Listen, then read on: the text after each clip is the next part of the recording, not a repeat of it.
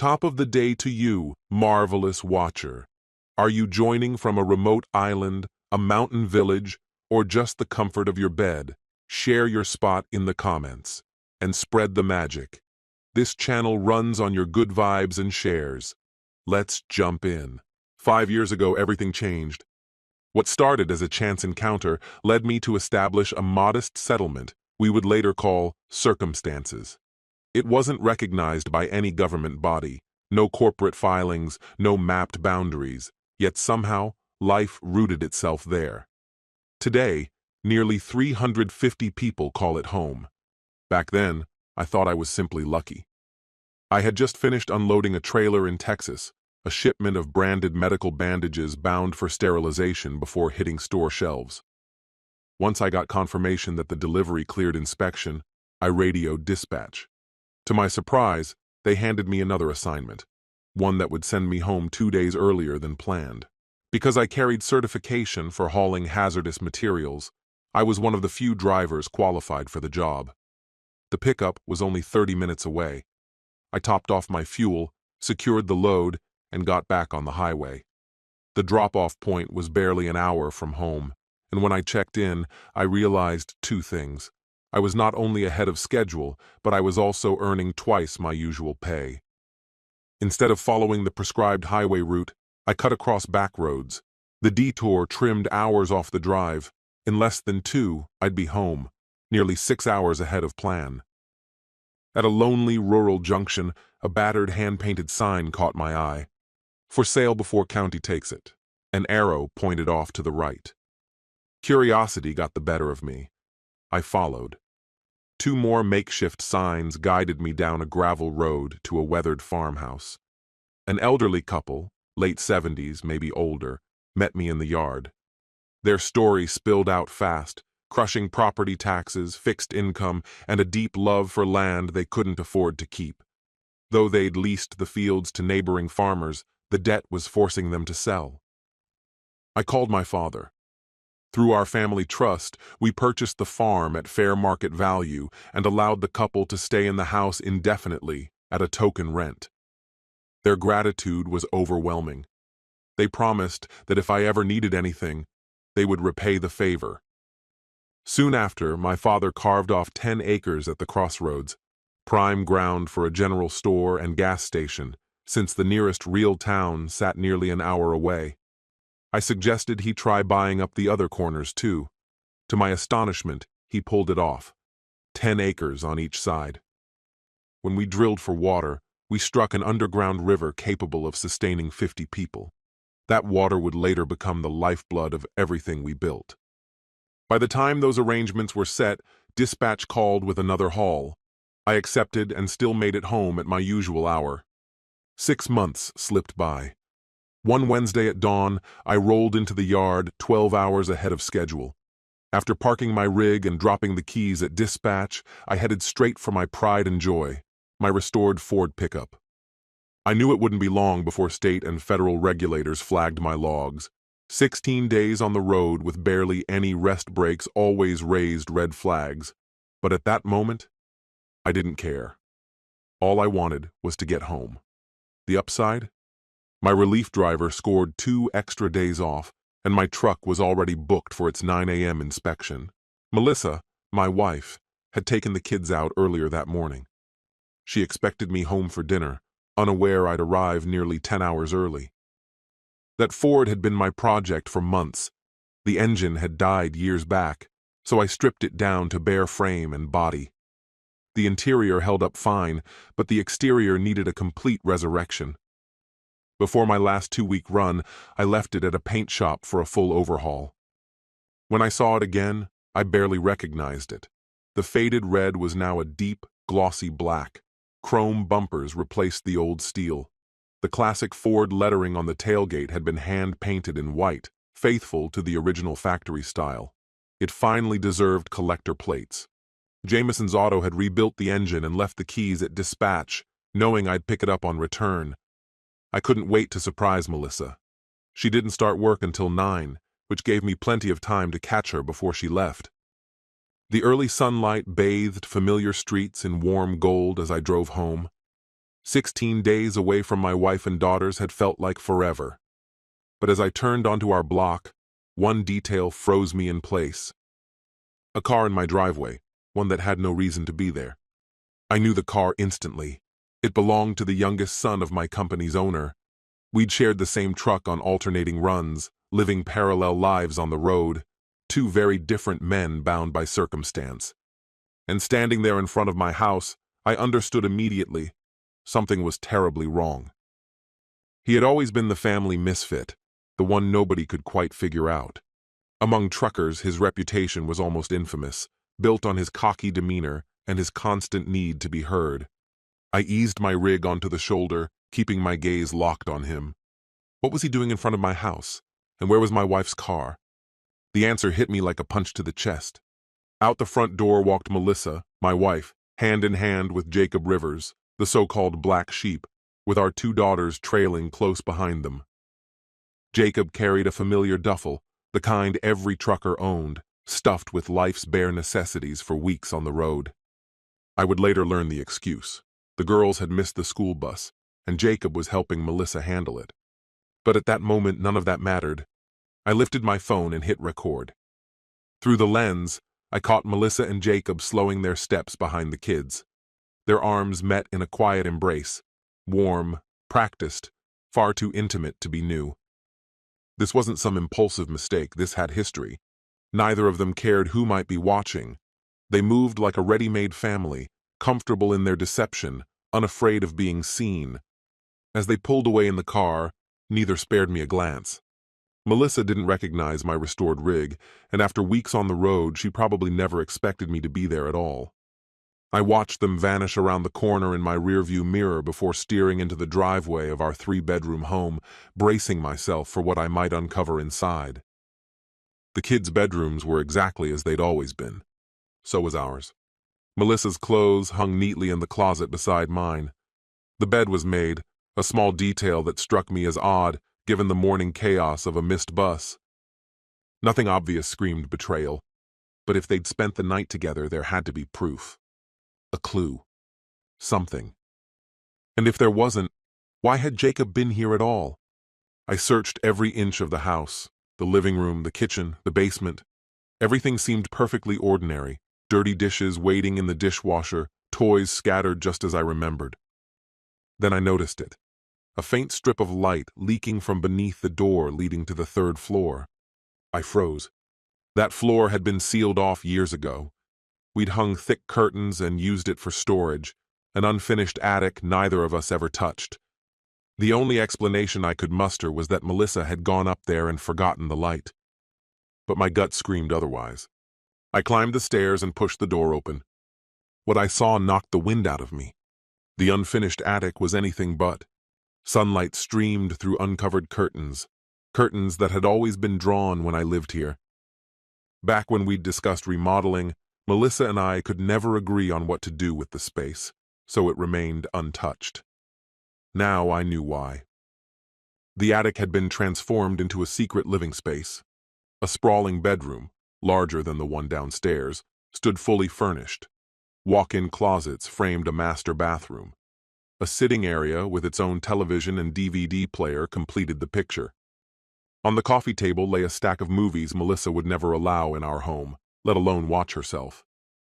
Curiosity trembling through me, I pressed play on the DVD remote. The screen flickered to life, and then it shattered me. Melissa, with him. Across the table sat a handmade card, the kind only children could make. "We love you, Uncle Jacob." Signed by my daughters. The pieces slammed together. Jacob wasn't just with my wife. He was embedding himself into my children's lives, inching closer to replacing me entirely. The bed upstairs was unmade, clearly slept in. New dolls littered the floor, ones I'd never seen before, proof of a hurried morning departure. The closet sealed the verdict. One side held men's clothes far too big to be mine, Jacob's. The other side was filled with Melissa's, several revealing dresses I'd never seen her wear, at least not for me. There was no denying it anymore. Melissa and Jacob were lovers. And for the first time, I saw the side of her she'd kept buried all these years, the side that revealed I had never truly been her first choice. Did my children know? Had they been part of this secret all along? I started documenting everything. Phone in hand, I filmed each detail, the clothes, the toys, the photos. I slipped on one of Jacob's oversized shirts, snapping a mirror selfie for evidence. My camera caught a framed picture of him with his parents. I recorded that too, careful to capture every traceable detail. One object at a time, I pieced together the truth. And now, there was no denying it. When the television flickered back to life, I rewound the disc and froze the image.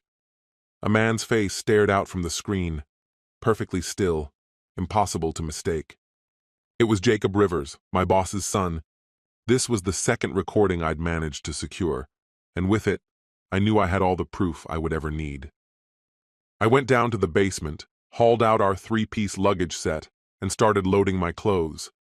When I finished packing, I climbed to the 3rd floor to retrieve the disc containing the incriminating footage. That too went into one of the suitcases.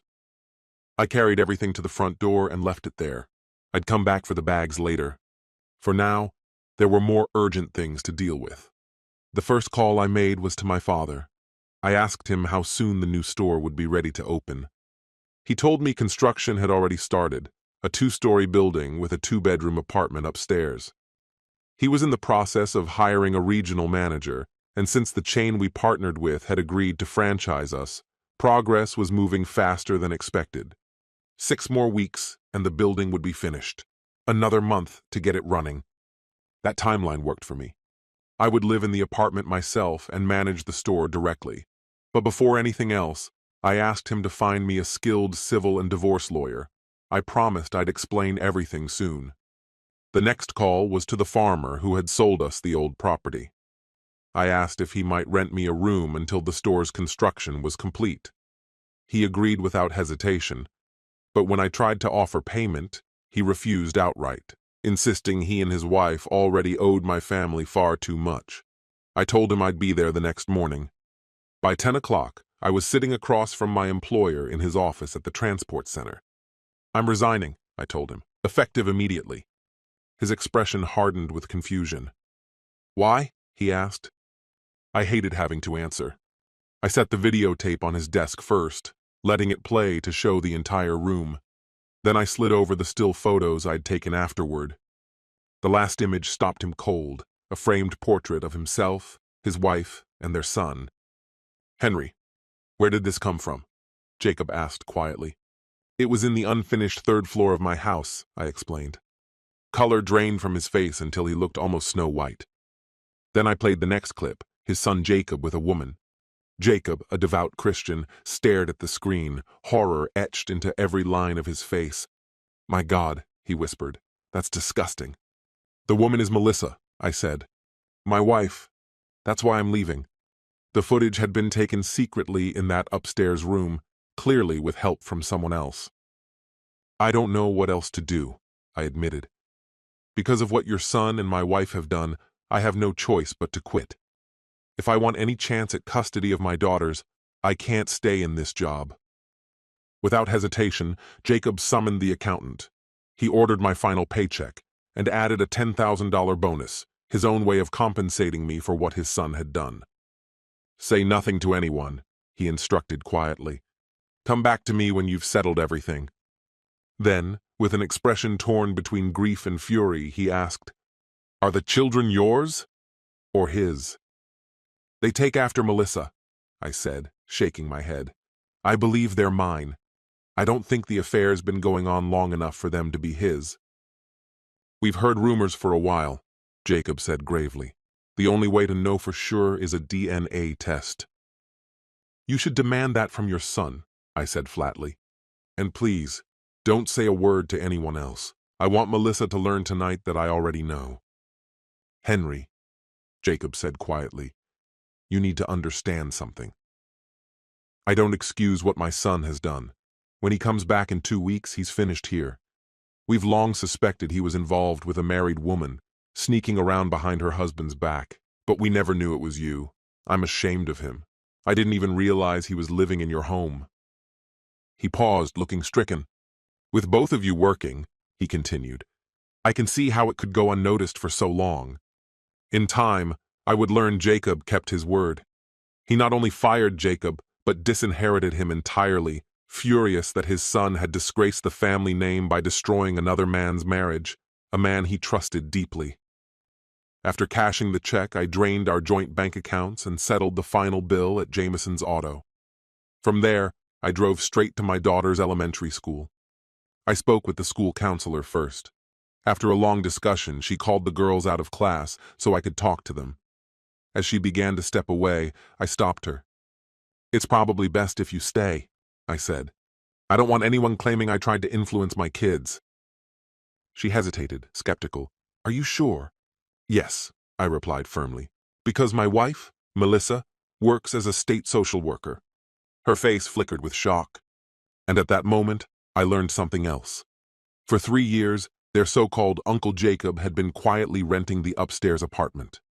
In the beginning, he kept to himself, speaking barely a word to anyone. But over time, he slipped into the rhythm of the household so seamlessly that Melissa began introducing him to neighbors and friends as some distant cousin who had recently come back to town.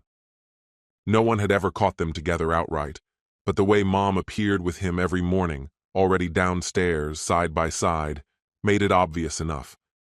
They were sharing nights, even if no one dared say it aloud. Eventually, Mom announced that we should start calling him Uncle. Lydia swears she can still remember that exact moment with crystal clarity. I couldn't stomach it. I told them straight out, he wasn't our family in any way, shape, or form. The look on my daughter's faces was unforgettable, like I'd yanked the ground right out from beneath them. So I told them everything, who Jacob really was, that he'd been their mother's secret for years, and that this was why the marriage was ending. I admitted I couldn't take them with me yet, not while I was still driving long hauls across the country. For now, they'd have to stay with their mother. But I swore to them I would fight for custody as soon as I landed steady work and could prove I'd be present every day. Later, the school counselor confirmed every detail. She even gave me her name and number, insisting I pass them on to my lawyer. "Have them call me. I'll testify," she said firmly. "I've seen too many fathers lose everything because someone else twisted the truth." After saying goodbye to my daughters, I stood there watching as they walked back toward the school building. On the drive home, I stopped at a florist. I asked for the ugliest arrangement they could find, something half dead, maybe even rotting. My request startled them, so I explained it was for a prank. Eventually, one of the employees rummaged around behind the shop and came back with wilted blooms from the dumpster. "Will these work?" she asked. "Perfect," I said. She boxed them up carefully, as if they were fresh. When I got home, I laid out everything on the bed. The box of decayed flowers, the card my daughter had written sweetly to Uncle Jacob, and her beloved doll, now in pieces, cut apart with her own sewing scissors. The tools I planned to keep went onto the truck bed first. Suitcases followed. I pulled a tarp over everything and strapped it tight. Those tools were worth more than most people realized. Not long after, my neighbor John Sexsmith, one of the last real friends I had, wandered over. He shook his head and said, "You didn't know about Melissa's second husband, huh? We all figured you were in on it." "Second husband?" I asked. "Common law," he clarified. I told him I'd only found out the truth that day, that it had been going on for at least 3 years, that Jacob and I had even worked for the same company, and that I'd quit that very morning, right after finding out, because custody meant proving I could be home for my girls. I also told him Jacob wasn't just some guy, he was the boss's youngest son. His father found out about the affair the same moment I did, when I barged in and quit without warning. John and I talked through my options for a while. He offered to let me park my truck in his garage overnight. Said if I stayed quiet and kept watch, I might figure out my next move. By morning, we could leave before anyone noticed. I thought about it for a long moment, then nodded. It was the right choice. That night, I stayed hidden and waited. I watched the woman I'd spent 13 years with pull up to our house in a car I didn't recognize. Hers must have been in the shop. She went straight inside, heading for the bedroom to change out of her work clothes, then froze. She saw what I'd left for her. At first, she smiled. Through the binoculars, I watched her face light up. She must have thought Jacob had surprised her. She picked up the card, my daughter's handwriting calling him Uncle Jacob, and set it down, still grinning. Then she noticed the doll. The smile faltered. She picked up the broken pieces, realization dawning. This was the doll she'd bought for Jacob herself. Confusion flickered across her face, then worry crept in. She brushed aside the box of flowers, opened it, and recoiled at the stench of decaying roses. For a moment I thought she might actually vomit. "Melissa!" she gasped. And that was when I understood. She hadn't realized I knew. That panic wasn't about me. She thought this was Jacob's way of ending things. Moments later, the school bus pulled up outside. My daughters ran to the door. A text buzzed on my phone from Leah. "We're calling you, but don't talk. Just listen to what we tell Mom. She needs to hear the truth, exactly like you taught us." I turned to John and told him what was about to unfold. Together, we watched. When I switched the call to speakerphone, I cautioned them quietly. "We can't make a sound, both of us need to listen." The girls slipped away at once, heading to their mother's room. She was still stunned, barely able to comprehend what I had done, or the message I'd left behind. It hadn't yet sunk in. They greeted her as if nothing unusual had happened. Only then did they begin recounting everything they had just endured. "Dad called us out of class today," Lydia said, her voice trembling faintly. "He said he needed to speak with us privately."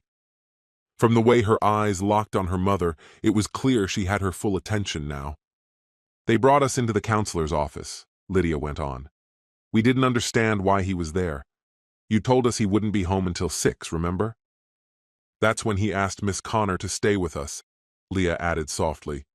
"The very first thing he asked was who Uncle Jacob was and how long he's been around." "I told him Jacob was just some distant cousin of yours," Lydia said carefully. "I told him he'd only moved back into the neighborhood recently." Melissa's expression faltered, fear flashing in her eyes as she realized precisely who had left that message on the bed. "Dad didn't know you'd already finished the third-floor remodel while he was on the road," Leah continued. "You said it was going to be a surprise for him." "We thought it really was," Lydia chimed in, "and we promised to keep it secret, remember? We thought he'd be happy about it." "But he told us he didn't even know it was done until today," Leah whispered. Melissa's youngest, little Melissa Jr., suddenly broke into sobs. "Mom, you always told us never to lie, but I guess it's okay when you're the one doing it." Her voice cracked as the crying grew louder. "Dad didn't know Uncle Jacob had been living upstairs for 3 years," Lydia said firmly. "We explained how, whenever Dad was away, you never slept in the bed you shared with him. We knew, because it was always perfectly made when we left for school." Melissa's face turned ashen. Her own daughters had exposed her, not by accusing her, but by laying out small truths so impossible to deny they ripped her defenses apart. That unrumpled bed had betrayed her. "We told Dad we never actually caught you with Jacob," Leah admitted quietly. "But we did tell him we'd seen you coming down from the 3rd floor in the mornings, right after Dad left." "Dad said he's going to divorce you," Lydia stated flatly. "He told us Jacob isn't family at all. He's your lover. You've been hiding him from everyone." Leah's voice shook as she continued. "Dad said you and Jacob used him, his work, his money, all for yourselves. He said everything you built with him was a lie." Lydia nodded. "He said we'll stay with you for now until he finds another job. He quit his job today. He's going to fight for custody." Miss Connor explained why later. No court would grant custody to a man gone weeks at a time on the road. Quitting was his only chance. "After he left, they sent us back to class, though none of us could concentrate." Melissa collapsed onto the bed, sobbing so violently she could barely keep upright. She knew everything they said was true. Henry was already preparing for the inevitable legal war, and as a social worker, Melissa understood better than anyone how the court would see her. "We completely broke down," Lydia confessed. "The counselor pulled us out of class for the rest of the day to talk about it. During that session, they learned things no child should ever have to know. Sleeping with someone else when you're married, that's adultery, Mom," Leah whispered. Miss Connor said it's the worst betrayal a spouse can commit. Lydia's tone hardened. She wondered why you thought you could live two separate lives, like you had two husbands.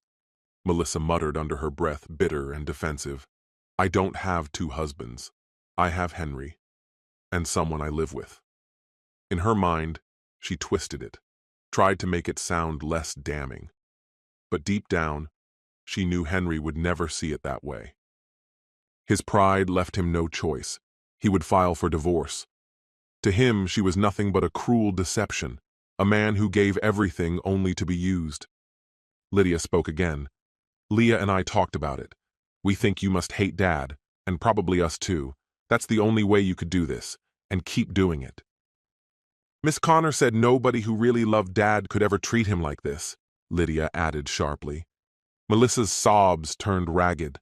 Her daughter's words cut her open. She had never imagined being confronted like this, certainly not by them. And now they had been forced to grow up in a single, brutal day. Before we got on the bus, Lydia said, Miss Connor asked if we were okay. She said she'd drive us home herself if we weren't. I told her we'd be okay, Lydia whispered. We needed time to talk. She also said she'd testify in court if she had to, Leah added. She said she couldn't stay silent after what she heard. She's seen too many families destroyed by lies like this. On the bus ride home, the sisters whispered among themselves, making choices no child should ever face. By the time they finished telling their story, Melissa was completely undone. She buried her face in her hands and wept. Mom, we're 12. Leah's voice trembled but carried a sharp edge of defiance. We might be kids, but in a year we won't be. Miss Connor told us, once we're 13, we get to choose who we live with. And we've already made up our minds. We're going to Dad's. She squared her shoulders as if daring Melissa to argue. We're calling Grandma. She can come get us, and we'll stay there until Dad figures everything out. Then you and Jacob can have this house all to yourselves. Leah glanced at her younger sister, motioning toward the door.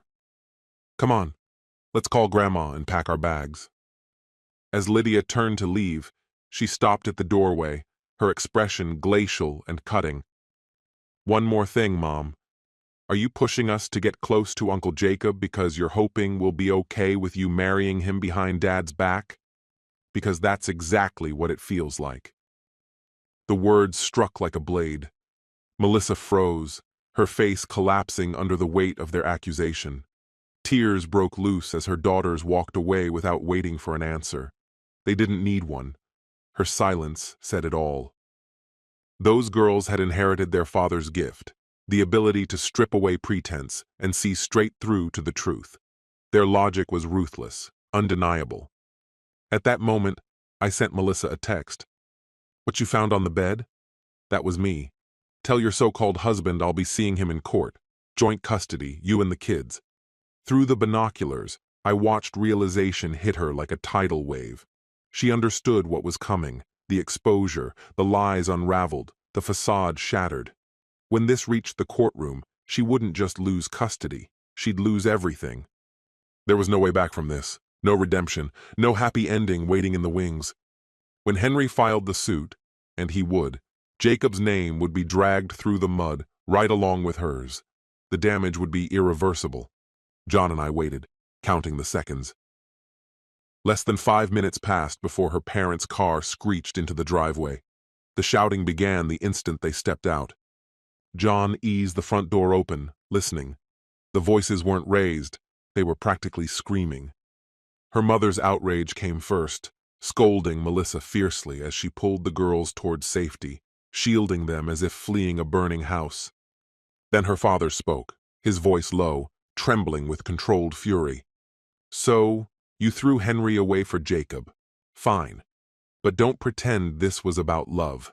When this falls apart, and it will, you'll just chase someone else. Always looking for the next thrill. He spat onto the ground, disgust dripping from every syllable. Jacob's already shown what kind of man he is. He shares you. And you've proven you'll never be satisfied with one man. Melissa crumbled beneath his words, Her sobs came in violent waves, her face buried in trembling hands. Her mother gathered the girls, voice breaking but resolute. "We'll call child services tomorrow. We'll handle this the right way. And it was your daughters who came to us, who told us why they couldn't stay here anymore. I've never been prouder of them. Somebody raised them right. And sadly, Melissa, it wasn't you." The door slammed behind them. Silence followed, broken only by Melissa's muffled cries. John wandered into the kitchen, pulled 2 beers from the fridge, and handed me one. "Your girls handled this better than any of us, Henry," he said quietly. "You should be proud." I leaned against the counter, letting his words settle. When the crew was here doing renovations, Melissa told me she was short on cash and planned to rent out the top floor. She swore everything was paid off, the house, the land. I didn't question it. John frowned. "So, the rental income?" "There was never any," I muttered. "Jacob's been covering it with his trust fund. They've been lying from the start. This was their plan all along." I pulled out my phone, eyes fixed on her name. "Tell me when she's back in the bedroom," I whispered. A moment later, John peeked down the hall. "She's lying down. Calmer now." I hit send. The message was venom distilled. "Hey, slut. Jacob Rivers and I want to know, with everything between you and his son, are Lydia and Leah mine, or Jacob's? Jacob is filing to find out." Melissa's scream tore through the house seconds later. Her phone smashed against the wall. She collapsed onto the bed, sobbing like someone watching their life burn to ash. John stepped back into the kitchen, wide-eyed, half in shock, half laughing in disbelief. "What the hell did you text her?" I shrugged. "Exactly what I told you. Jacob suspected for years that his son was sleeping with a married woman, that her husband didn't know. I just asked the only question that mattered." John went pale. He knew Jacob's reputation. The man would drag this to the Supreme Court if that's what it took. Half an hour later, I checked again. Melissa was slumped on the couch, hollow-eyed, shell-shocked. I sent the final blow. No words this time, just a video. 5 minutes long, her on her knees, the man's face unmistakable. Jacob. One line of text beneath it. "Who do you think filmed this?" I waited before sending any message, before telling him I'd taken the CD. Maybe if I saw what was on it, I'd finally understand what all of this truly meant. John's reply came almost instantly. "Melissa's spiraling again." He added, "I don't care what she said to you, but she's thrown up all over the living room carpet. By 5 in the morning, I was already gone." I forwarded every single thing I'd written the night before, not just to friends and family, but to people I'd even call my enemies. At the end of that message, I included only one sentence. This is what I showed Jacob Rivers when he asked why I couldn't stay. The second video had been filmed upstairs, same floor as the bedroom, though this time someone else had held the camera. The neighbors had already started whispering. They were saying it openly now, that Jacob Rivers was Melissa's second husband. Melissa herself had apparently told them that I'd approved of the arrangement. That was a lie. I'd only learned the truth yesterday, and now I'm preparing not just to file for divorce, but to take Jacob Rivers to court on multiple charges. It was a vicious way to start the day. I stopped at a lonely truck stop on the outskirts of town, parked my rig where I could watch it through the diner's window, and ordered the kind of breakfast truckers swear keeps them alive. "Sorry, Henry," came a soft voice. It was Melissa's younger sister, Madeline, standing beside my table.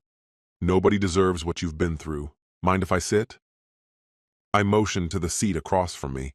She slid into it without waiting for more. I took a slow sip from my coffee. "Mom and Dad told me last night," she murmured. "The girls spilled everything after they got home.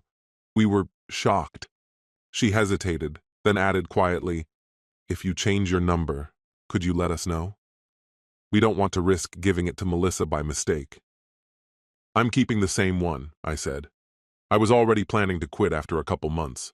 The girls are growing fast. I wanted evenings free by the time they hit their teens. Madeline shook her head, still stunned. What was she thinking? There's no way you would have agreed to her having another husband. "I don't think we'll ever have that answer," I admitted. Maybe it started out as friendship and drifted into something worse. Either way, she didn't fight it. From what I've heard, it went on far longer than those 3 years people talk about. Her brow furrowed. What do you mean? When I explained to Jacob Rivers why I was leaving, I said, he told me about the rumors. He'd heard his youngest son was involved with a married woman for years. Her eyes widened. Lydia and Leah, are they even yours or Jacob's? Who else knows about this? She asked almost immediately. I opened Melissa's messages, handed her my phone, and let her scroll through what I'd sent the night before and what I'd sent that morning. By the time she reached the end, tears streaked her cheeks. She'd expected it to be bad. The footage proved it was worse, and from what it showed, someone else might have been part of it too. By tonight, everyone will know, I said quietly. Jacob will get pulled into the spotlight while people go digging for answers. The truth was cruel. Either both girls were mine, both belonged to Jacob, or neither of us was their father. Lately, I couldn't stop circling one thought. Was the person who filmed those videos a man or a woman? Madeline must have noticed the tears forming in my eyes. She stood, walked around the table, and took my hand. We didn't speak until the waitress returned with our plates. Only then did I let her hand go and start to eat. Henry and Melissa had married when they were barely 19. She'd been the youngest of all her bridesmaids, yet she'd loved him fiercely, loved him still despite everything. In her eyes, he had always been handsome. Henry had taken long-haul trucking jobs so she could finish college without worrying about bills. When she finally graduated, she had several offers for state jobs and chose the one closest to her hometown. Now the reason was obvious. Jacob, her first love, lived there. Their parents had never liked him, but Melissa still wanted to be near him. Madeline sat across from Henry, watching him closely. She could tell he hadn't fully absorbed the weight of it all. Whenever he was home, Madeline spent every possible moment with him and the girls. He was honest, always treating her as an equal. When she struggled, he was the one she leaned on. He'd taught her to step back, look at problems from every angle, until they didn't feel impossible. Loving him had been effortless. So effortless, in fact, that no man she met afterward could ever compare to the standard he'd set, without realizing it. Her parents wanted her to marry someday, but she could never confess the truth to them. She had loved Henry for as long as she could remember, and she always would. He had always been a man of unwavering loyalty. His gaze never strayed toward anyone else. What she needed now was a way to bind Henry's life to hers permanently. When the opportunity appeared, she would act. She would make it undeniable that he had chosen the wrong sister to marry. "Have you figured out where you'll be living yet, Henry?" Madeline asked, her tone light but probing. "Lydia and Leah, they've been pleading with Mom and Dad to stay with them," she continued. "They're upset, angry even, but they still look up to you. They've already promised Mom and Dad that they'll speak to the court themselves. They want to live with you. Mom and Dad have tried explaining that what you're doing is for the best in the long run. If you'd like, I can bring them to visit you on the weekends." I opened my notebook and jotted down the address of the farm. "Dad and I have started building a bar and a small store right next to it," I explained. "For now, I'll be staying with the farm's tenant until the apartment we're putting up is finished. I'll need to confirm things with them before I can say anything definite. It's going to be a 2-bedroom unit," I added. "Why set up there?" Madeline asked. "We've got about 10 acres on either side of the crossroads," I said. "The plan is to divide it into 3/4-acre lots once the utilities are in place. If we need more space, there's another section of the farm we can use. Nothing else is nearby, so a store would naturally pull in traffic. It's going to help everyone living around here. So how did you even stumble on it?" "Google Maps doesn't show anything out there," she said, skeptical. "I cut through the back roads to save time," I replied. The highway was clogged. I came to a 4-way stop, followed the stream of cars, and realized there was enough traffic to support a business there. When we finished eating, I grabbed the check. Madeline leaned in and kissed me on the cheek, the way she always did, and as always, it made me smile. "Don't lose sight of Henry," she whispered. "A lot of us have loved you simply for being who you are. Later on the drive, I called Dad and brought him up to speed. He promised to hire the best divorce lawyer he could find. The site was 75 miles away, and I counted every mile on the odometer. By the time I arrived, it was just past 8:30. The sight of the place made me grin. Dad's plans were ambitious. There would be 8 fuel pumps for cars and light trucks, and 2 more on the far end for semis. Trenches for the tanks were already dug, fitted with block linings for the leak control system. The concrete foundation for the steel supports was already being poured. I stepped into the construction trailer and studied Dad's blueprints. It was his standard layout, except this design included a 24-foot apartment overhead. That detail alone told me he believed this place had real promise. 2 hours later, I headed for the farm. Bill Robinson came out to meet me as I pulled in.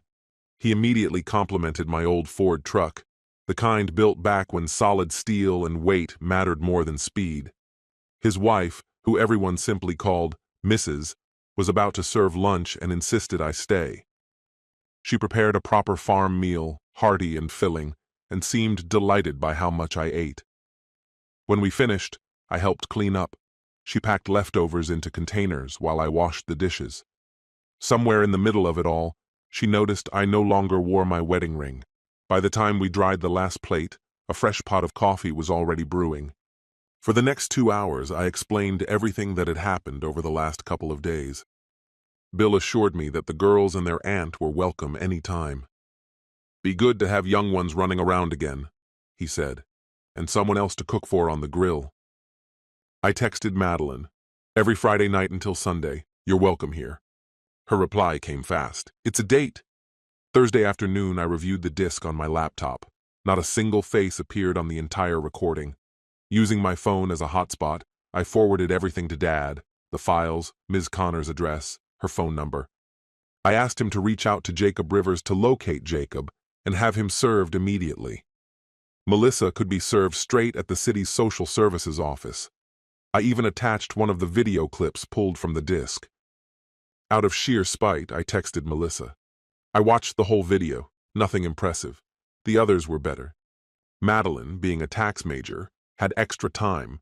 This was her off-season. As soon as the girls were out of school, she packed them up and hit the road. They couldn't stop laughing as they sent their dad texts every 10 or 15 minutes along the way. 75 miles passed quickly. When they finally reached the construction site, they sent one last message. "We're here." Driving down the dusty road, they spotted him at the end of the driveway, standing and waiting. Lydia and Leah tumbled out of Madeline's car and ran full speed into my arms. Bill and his wife came over to greet them. That's when I finally learned her real name, Betty. The girls were thrilled with the room Betty had prepared just for them. Bill led everyone to their rooms while Betty stayed behind in the kitchen, finishing preparations for an enormous dinner. When the meal finally ended, I volunteered to clean up. Betty lingered quietly nearby, watching as my daughters and I washed the dishes so she could later put them away. Meanwhile, Bill kept the girls entertained, painting vivid pictures of the adventures waiting for them outside, giant swings hanging from the old oak trees, a sparkling pond, perfect for swimming, and little bicycles they might learn to ride, provided I agreed. I couldn't shake my worry about how my children would adapt, though it was clear Bill and Betty had thought through every possible detail. Once the girls were asleep, Madeline and I sat down for a quiet talk. "Henry," she whispered, "these last few days have been absolute chaos. Everything's unraveling." That's when she confessed the truth. Jacob had been someone she'd secretly dated long ago. Their history went back further than I'd ever known. "That explains so much," I muttered, a strange sense of relief washing over me. I'd always been the dependable choice, while Jacob had embodied the untamed thrill Madeline had once admired. What stung most was realizing Jacob had exploited that reckless charm to pull her in, only to abandon Melissa with burdens she didn't deserve. "Mom and Dad have already talked to Child Services," Madeline continued. "If you sign off on it, they can keep the kids until you're back on your feet."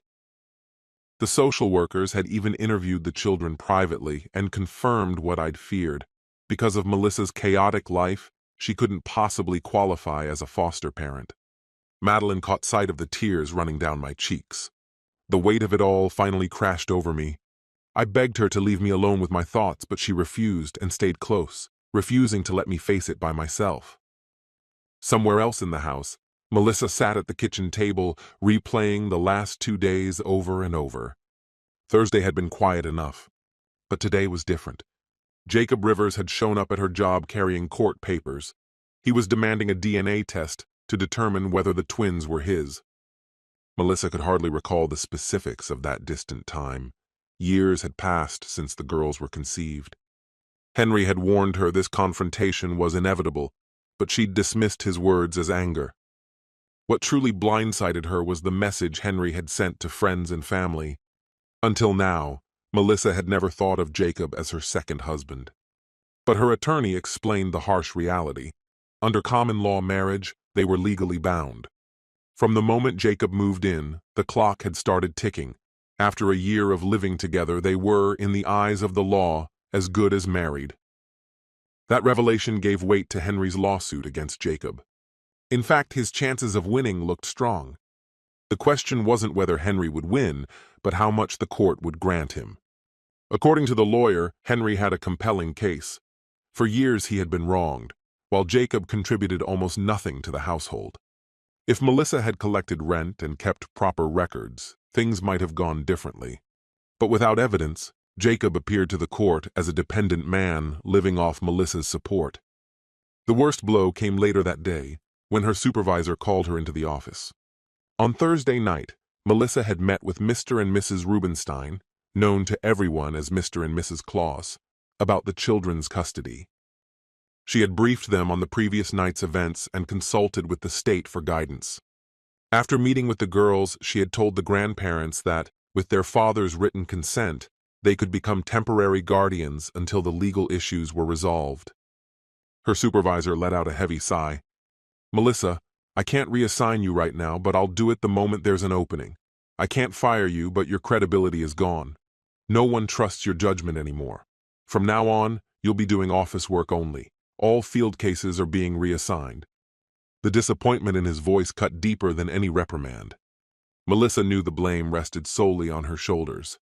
She had chosen Jacob despite the cost, and now the consequences were plain. Every choice demands its price.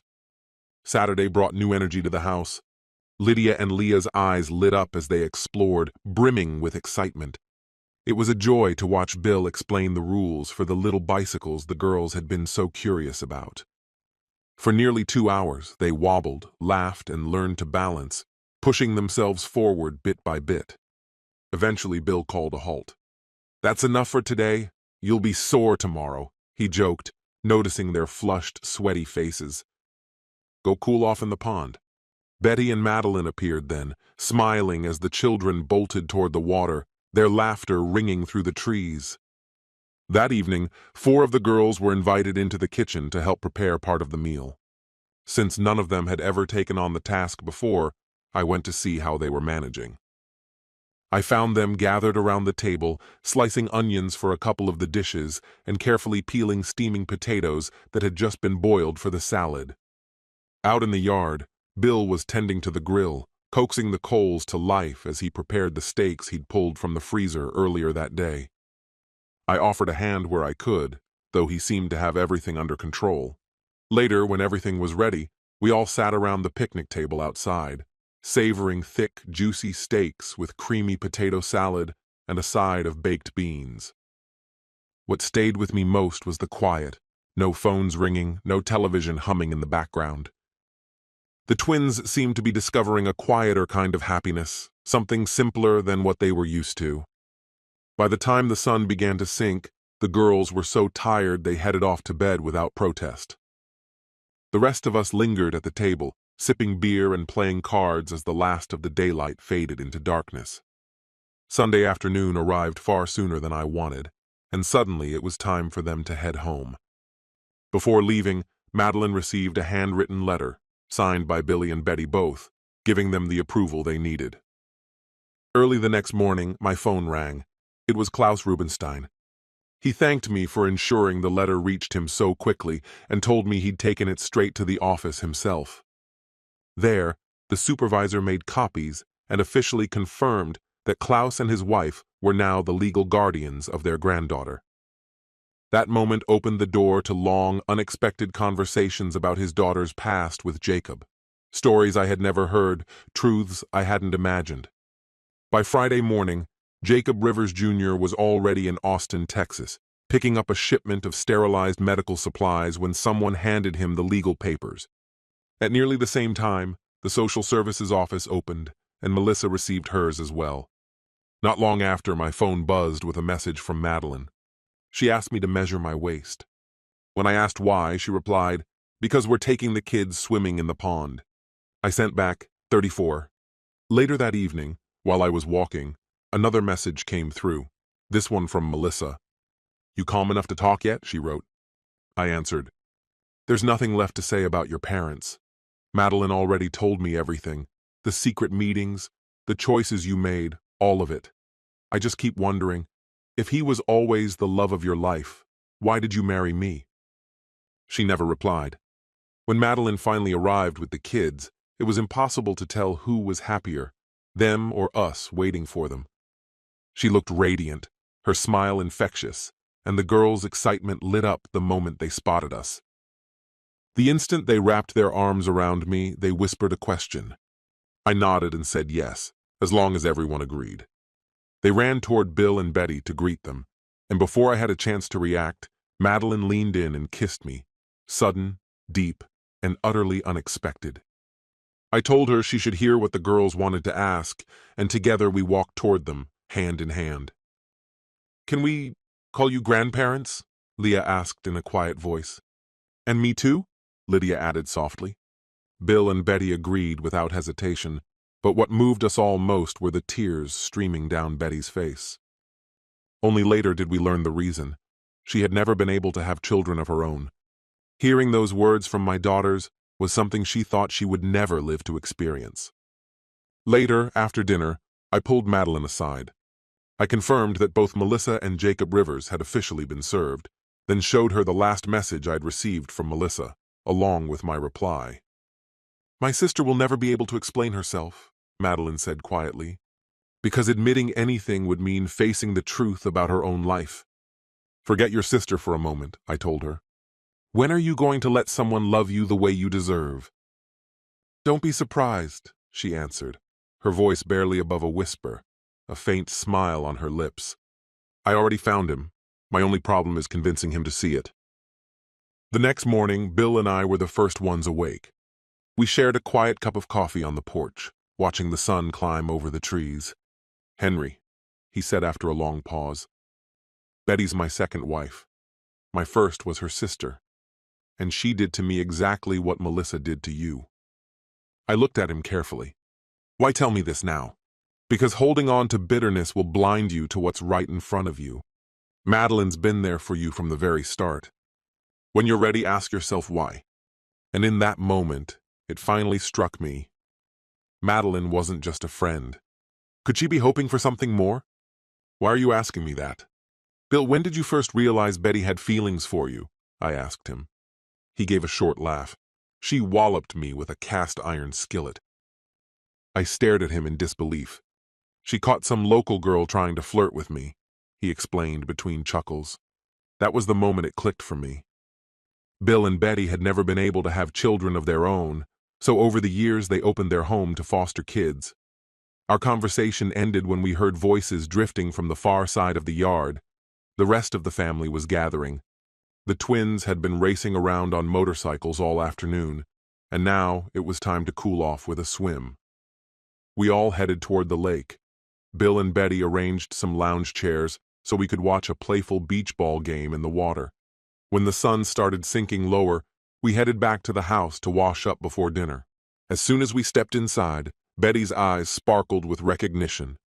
"Looks like things are unfolding just the way you hinted," she teased, grinning wide. "It's not her," I clarified quickly. Bill smirked. "I already told Henry about your legendary skillet story." The twins overheard and instantly begged Bill to retell the tale of how he and Betty ended up together. By the time dinner was over, the twins were exhausted from the fresh air and non-stop excitement. They went straight to bed without complaint. I settled onto the porch swing, the last rays of daylight fading around me, when Madeline came out quietly and sat beside me. She leaned against my shoulder, and I wrapped an arm around her. "Mom figured it out the second I brought the twins home last week," she murmured. "She said I looked happier than she's seen me in years. Guess I'm not as good at hiding my feelings as I thought." "How did she handle it?" I asked gently. "I imagine she must have worried about, well, everything." "She asked if anything had actually happened between us," Madeline admitted softly. I told her no. Then she asked how long I'd been in love with you. "And what did you say?" "Since the summer you got married," she whispered. I blinked, stunned. All those years, and I never realized. "I braced myself for a lecture," she continued. "But instead, she said if it worked out, she'd talk Dad into accepting it. Then she told me something I never knew, that her own sister once threw Dad out. She thanks her for that every single day." Sunday afternoon, after I kissed Madeline goodbye, Leah quietly shared something with Lydia that left her stunned. "Aunt Madeline has been in love with Dad for years," Leah whispered. "It took what Mom did to him for him to finally see it. If Aunt Madeline gets her wish, they'll get married as soon as the divorce is finalized." As they drove away, I couldn't help but wonder, how on earth did my daughter know all of that? "Henry," Bill called out, "walk with me for a minute. I've got something to show you." We left the main property, crossed a narrow bridge over a creek, and came to a stretch of land that had once been part of the original estate. The place was stunning, open ground with a view that felt untouched. "This would be the perfect spot for a house, don't you think?" Bill asked. "Leah and Lydia could come out here all the time, ride their bikes, maybe even keep a couple of horses." "Whose idea was this?" I asked. "Betty and Madeline," he said, laughing. "They're planning to pitch it to you next week." Early Monday morning, Klaus called with bad news. A court order had been issued requiring blood samples from Leah and Lydia for Jacob Rivers. I had no choice but to tell him everything I knew. He was blindsided. Up to that point, he had believed Melissa had simply been in a long-term relationship with him for 3 years. Learning there was a question of paternity crushed him. In a fury, he stormed into social services and, in front of everyone, told his daughter she was dead to him. Later, I spoke with my mother-in-law. She told me Miss Connor had already submitted a notarized statement to my attorney. Jacob was expected to return to town on Wednesday. "Do you think you should stay here to see how things play out?" she asked. "You're welcome to remain with us." I told her I'd think it over. That night, I called John Sexsmith and asked if I could quietly stay at his place Tuesday evening. He didn't hesitate, said yes right away, and mentioned he had something important to tell me anyway. Bill insisted I use his car, reasoning that it'd be smarter if no one recognized what I was driving. I agreed, but only if he borrowed my truck and took his wife out for the day. He chuckled and said, "Not bad for a young man." That's quick thinking. By the time I slipped into town, dusk had already swallowed the streets. I called John from the car, made sure he was home, then pulled into his driveway. Rumor had it that, ever since I'd been gone, someone else had been showing up at Melissa's place. That night was no different. He was there again, standing in front of her house. John handed me a pair of binoculars, and the instant I saw his face, I knew who it was. Justin Rivers, Jacob's older brother, married too. When I called him was shocked to hear my voice. I gave him the address where I was staying and told him he needed to come immediately. When he arrived, I placed my house key in his hand and said, "You need to see this yourself." I laid out what I'd uncovered. The man secretly filming Jacob and Melissa's meetings was none other than Jacob himself. At that very moment, the two of them were upstairs together, 3rd floor, bedroom. John and I watched from the window as Jacob walked up to my front door, slid the key into the lock, and stepped inside. "What do you think happens when he sees them?" John whispered. "Hard to say," I answered. "Jacob is proud. Pride makes people unpredictable." "I just hope he doesn't do something he can't undo," John muttered. Seconds later, a single gunshot shattered the silence. Our stomachs dropped. John fumbled for his phone and dialed 911. Moments later, red and blue lights flooded the street. Police cruisers, an ambulance, even a fire truck. We stood frozen outside, watching everything unfold. To our disbelief, Melissa and Jacob were the first ones brought out, half-dressed, handcuffed, and clearly stunned. The sheer absurdity of it made us laugh, but the laughter died as soon as Jacob appeared. He was on a stretcher, his shoulder drenched in blood. John scrambled for his police scanner and tuned in. The chatter confirmed what had happened. Justin had burst into the bedroom. Jacob, thinking it was an intruder, opened fire. Jacob had survived but would need surgery. Later, Melissa emerged fully clothed. Across the street, her eyes met mine. She went pale. The weight of everything, every lie, every betrayal, hit her all at once. John shook his head and muttered, "Hard to believe she was tangled up with both brothers." "There's a third brother, too," I admitted quietly. "I just don't know who he is yet." "I feel bad for Jacob," John said. "Yeah," I replied. "Nobody deserves to be caught in something this twisted." By 6 the next morning, I pulled up to my relative's place. Klaus Rubenstein was already awake, coffee in hand, standing in the doorway before I even stepped out of the car. Inside, the house was still quiet as we sat down at the kitchen table. I told him everything, every detail of the night before. His wife, Rose, looked stunned, but pulled me into a hug as soon as I finished. Not long after, my daughters came down the stairs already dressed for school. The moment they saw me, they sprinted into my arms, laughing and crying at once. I drove them to school myself, treasuring every second. When I got back, Klaus had left for work, and Rose and I sat together in silence, finally accepting what I'd been afraid to say out loud. Melissa had never truly loved me. That afternoon, I visited Jacob at the hospital. He was recovering with his wife by his side. When I was introduced, she sprang up, clearly nervous, until I hugged her and said gently that none of this was her fault. None of the chaos belonged to her. Jacob gave a quiet laugh. "Henry's always been the sensitive one," he said, "but I've never seen him lose control." "I came close," I admitted. "A few times I thought I might actually kill someone if I let go." Jacob laughed again. Justin was sitting in a cell. Jacob's reputation and finances were in ruins. No one knew yet what Justin's wife planned to do. Then Jacob turned to me. "Want your old job back? Manager's spot is open." I shook my head. I couldn't explain it, but something in me had shifted. I wasn't the same man anymore. Later, at the transportation hub, I watched Jacob clock in and out for the final time. Jacob mentioned he'd be by in an hour. When Jacob pulled away, rage practically radiating from him, I couldn't help but feel a grim sort of amusement. Still, I knew his temper, so I called John Sexsmith and asked him to keep an eye on my place, just in case trouble came knocking.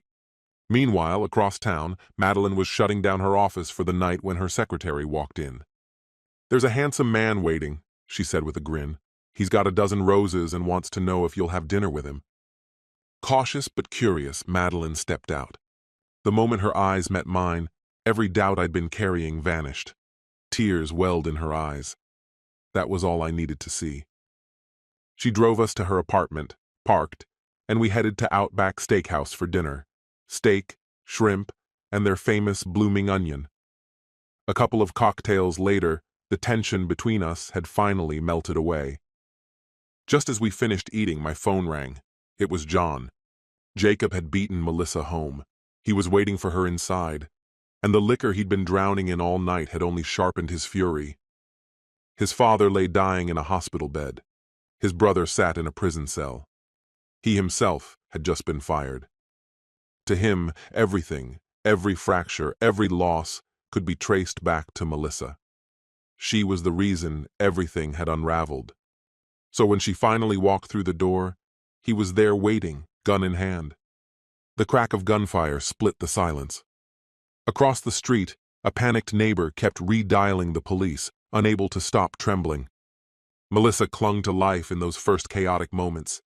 Paramedics rushed her into emergency care as fast as they could. John, pale and shaken, muttered that her odds weren't good. I relayed this to Madeline, who immediately phoned her parents. We gathered at the hospital, clinging to fragile strands of hope. 6 hours crawled by before the surgeon emerged, face heavy with exhaustion. The words we dreaded finally came. She hadn't survived the operation. There had been too much internal bleeding. They couldn't save her. I called Bill and his wife to explain what had happened. I told them I'd return his car and pick up my truck Friday. Telling the twins that their mother was gone was the hardest thing I've ever done in my life. When Klaus and I chose the casket, we agreed it should stay sealed. I couldn't stop thinking about how one man's reckless choice had shattered so many lives. People seldom realize how far-reaching the consequences of their actions can be. As we walked back from the graveside, Klaus pulled me aside. "Henry," he said quietly, "there's something you should know. Jacob Rivers isn't related to the twins by blood. But what matters more? How long has Madeline been in love with you?" "Since the summer Melissa and I were married," I admitted. Klaus nodded thoughtfully. "Did she ever tell you her sister left me more than 35 years ago? I've been thankful ever since. If you and Madeline can find happiness together, you have my blessing." It was then I understood my life could begin again. 5 years later, I watched Lydia and Leah laughing as they waited for the school bus. Madeline, now my wife, was tending to our 2 preschoolers in the yard. Bill and Betty had stepped fully into their roles as doting grandparents. The old gas station and general store had grown into the heart of our little town. We even had a post office now. On warm days, I walked to work along the path beside the pond near the home we built together. Jacob Rivers and his wife visited often.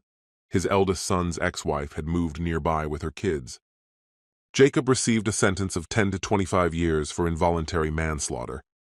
Justin, on the other hand, managed to have his charge reduced to a misdemeanor. As for the name of this place, it came from the sign Bill painted by hand and nailed up at the crossroads. It read, "We are all here because of circumstances," and somehow that said everything.